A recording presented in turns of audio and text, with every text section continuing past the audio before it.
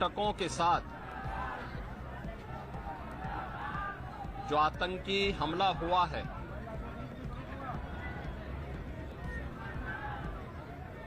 कानपुर का एक परिवार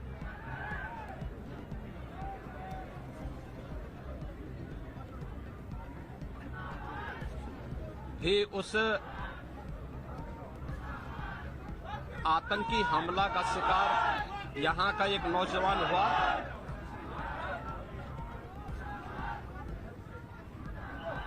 शुभम द्विवेदी 2 महीने पहले ही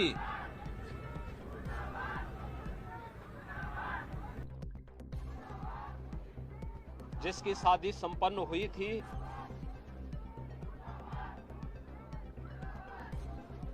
यह पहलगांव का आतंकी हमला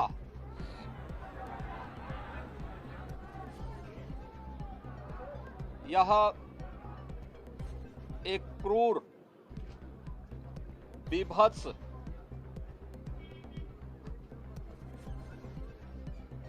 कायराना कृत्य है। न केवल देश ने बल्कि दुनिया के हर सभ्य समाज ने इस घटना की निंदा की है। यह घटना बताती है कि आतंकवाद अब अपनी अंतिम श्वास ले रहा है। निर्दोष पर्यटकों पर हमला जाति और धर्म पूछ करके बहन बेटियों के सामने उनके सिंदूर को उजाड़ा जाए, यह कोई सभ्य समाज स्वीकार नहीं कर सकता। और खास तौर पर भारत के अंदर यह कतई स्वीकार्य नहीं है।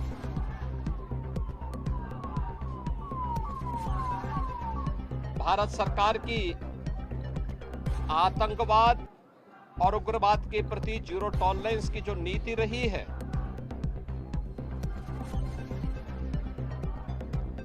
वह प्रभावी ढंग से आतंकवाद का नेस्तनाबूद करेगी।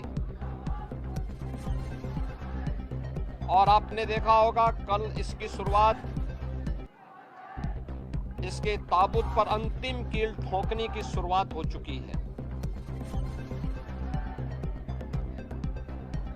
आदरणीय प्रधानमंत्री जी की अध्यक्षता में सीसीएस की बैठक में जो निर्णय लिए गए हैं, आदरणीय गृह मंत्री जी ने स्वयं उन क्षेत्रों का दौरा किया और आगे की रणनीति के साथ ही आतंकवाद और उग्रवाद के खात्मे की एक नई पहल के लिए अब पूरा भारत आगे बढ़ा है। आतंकवाद और उग्रवाद के प्रति जो जीरो टॉलरेंस की नीति है, पूरे भारत को इस दुखद घड़ी में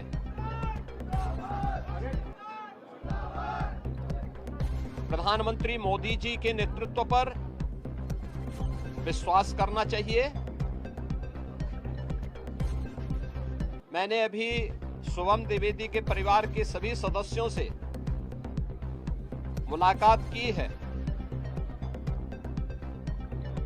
उनके पूज्य पिता से मेरी कल भी बात हुई थी और रात्रि में ही उनकी बॉडी यहां पर आई है। पार्थिव शरीर अंतिम संस्कार की प्रक्रिया के लिए अब आगे प्रस्थान कर रहा है। परिवार दुखित है। सोहम द्विवेदी परिवार का एकमात्र पुत्र था। 2 महीने पहले ही उसकी शादी हुई थी। परिवार दुखित है। मैं दिवंगत आत्मा की शांति की कामना करता हूं।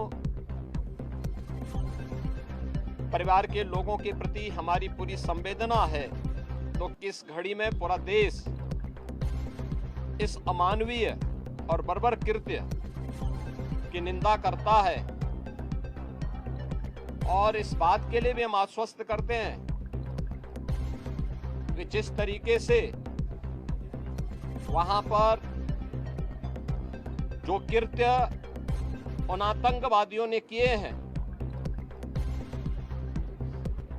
हिंदू मां बहनों के साथ जिस प्रकार की बर्बरता उनके सामने ही उनके सिंदूर के साथ किया गया है, इसी प्रकार से आतंकवादियों और उनके आकाओं को उसकी सजा जरूर मिलेगी। इसमें कोई संदेह किसी को नहीं होना चाहिए। मैं पूरे परिवार, हम और हमारी पूरी सरकार, डबल इंजन की पूरी सरकार पीड़ित परिवारों के साथ खड़े हैं। याद रखना, ये डबल इंजन की सरकार है और ये सरकार इस प्रकार की किसी भी बर्बर और अमानवीय आतंकी घटना को लेकर, उग्रवादी घटना को लेकर के जीरो टॉलरेंस की नीति के तहत कार्य करना जानती है। यह वह सरकार नहीं जो आतंकवादियों पर दायर मुकदमों को वापस लेती हो या वहां पर भी अपना वोट बैंक देखती हो।